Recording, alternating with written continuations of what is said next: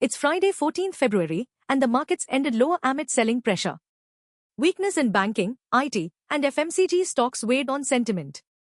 Let's dive into today's key market highlights.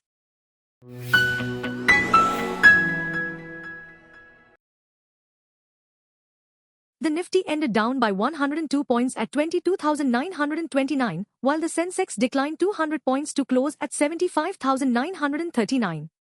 Market breadth remained weak, with 3,320 stocks declining and only 684 advancing. All sectoral indices finished in the red, with media, metals, pharma, PSU banks, realty, and auto stocks facing heavy selling pressure, dropping between 1 to 3%. Britannia Industries, ICICI Bank, Nestle India, Infosys, and HCL Tech emerged as the top gainers, providing some support to the indices. On the flip side, Adani Ports, Bharat Electronics, Adani Enterprises, Trent, and Grasim Industries led the decline, dragging the Nifty lower amid broad-based selling pressure.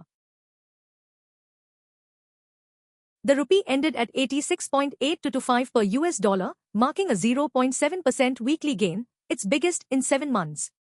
Heavy RBI intervention curbed speculative pressure, with estimates suggesting dollar sales of $10 to $11 billion.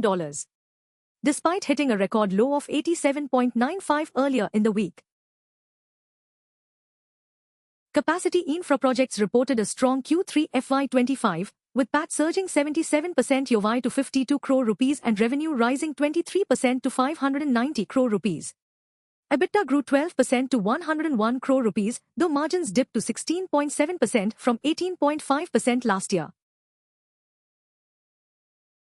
Vodafone Idea shares tumbled 5.8% to 8 rupees and 15 paise after the Supreme Court rejected telecom firms' Agar review petitions, cementing their dues liability. Indus Towers slipped 4.7% to 332 rupees and 35 paise, while Bharti Airtel saw a mild decline of nearly 1% to 1,256.2 rupees. The broader markets underperformed the benchmarks today. The Nifty Midcap 100 fell 2.41%, while the Small-Cap 100 declined 3.55%.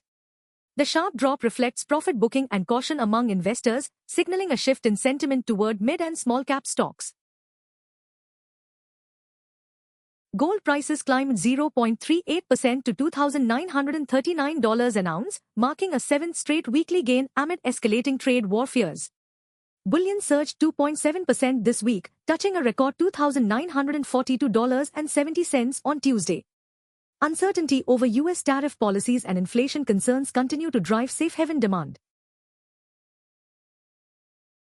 SEBI rejected Digvijay Gaikwad's request for an exemption to make a competing open offer for Religare Enterprises. Gaikwad's offer of 275 rupees per share was 40 rupees higher than the Burman Group's 235 rupees offer. However, SEBI ruled that his firm failed to prove its financial capability to execute the bid. Tata Steel's board approved raising 3,000 crore rupees through non-convertible debentures, NCDs, via private placement. The company will issue 3 lakhs NCDs of 1 lakh rupees each, with allotment set for 21st February 2025 and maturity on 21st February 2030. The NCDs will be listed on the BSE's wholesale debt market segment.